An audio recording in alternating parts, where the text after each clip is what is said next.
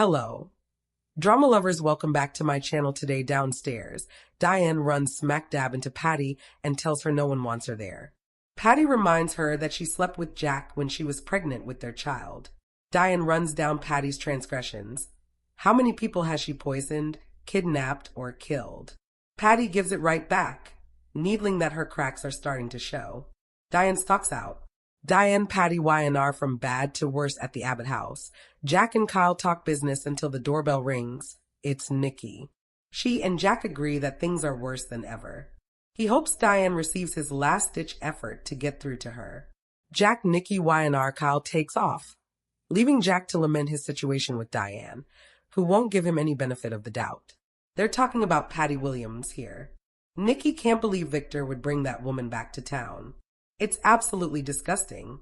Her children's dream of seeing their parents reunite may be impossible.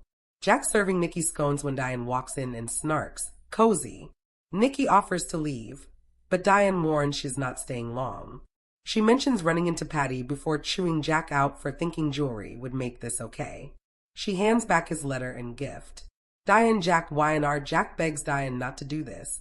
She turns on Nikki, asking if she's happy now that she can waltz in there anytime she wants. A little assist in the club dining room.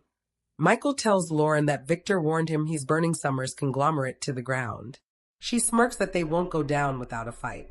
Michael doesn't want her going down with Phyllis. They bicker as she asks if he's doing Victor's bidding. Michael's offended. He's giving her facts and plans to give her a little assist. Lauren, Michael, Y&R. Lauren explains there was a mass exodus this morning.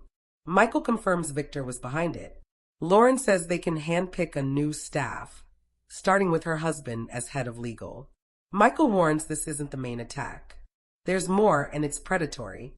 He fills her in on the AI scheme to create fake evidence of fraud and corporate espionage.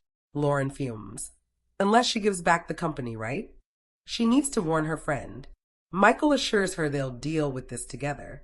Phyllis will only have one chance to save her life. More run-ins. Phyllis walks into society and spots Victoria. She needles her for sitting alone and warns her daddy won't get away with what he's doing. Siphoning off her staff won't ruin her. You think you can beat me at my game? That's never going to happen. Phyllis, Victoria, Y&R, they're still going at it when Christine strolls in, causing Phyllis to roll her eyeballs completely back into her head.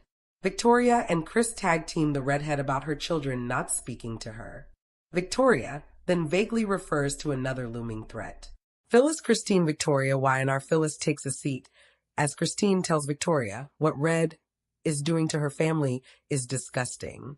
Victoria assures her they have the eye on the prize, but declines to say what that is, instead cozying up to Christine, saying she and her father know she's up for DA. Kyle wanders in and asks Phyllis why she looks so unhappy if she has everything she ever wanted, as she claims. She walks out. Meanwhile, Victoria wants to ensure that Christine accepts the DA position, not suspicious at all. Kyle joins them to ask why Phyllis looked so miserable.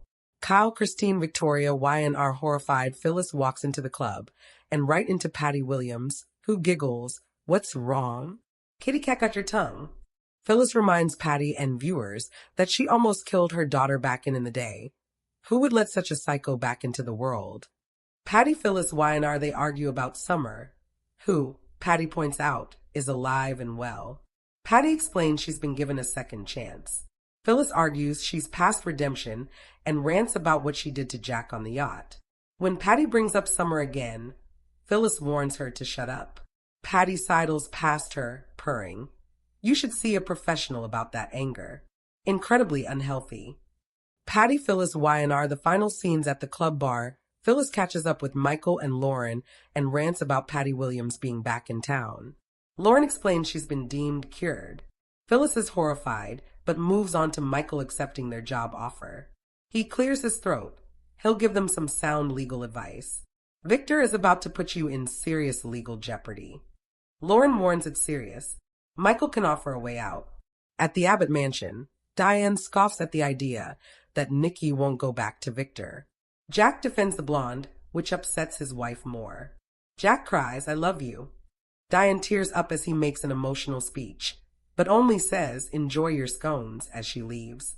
Jack and Nikki sit down to consider the situation. Nikki believes where there is love, there is hope. Jack protests that nothing works. They agree it may be time for the nuclear option. At the ranch, Victor commends Patty on a job extremely well done. The results speak for themselves. She grins that it's the best decision she ever made. They discuss the matter of payment. It needs to be kept between the two of them. He hands over a satchel full of cash and she thanks him. He asks if she'll leave town.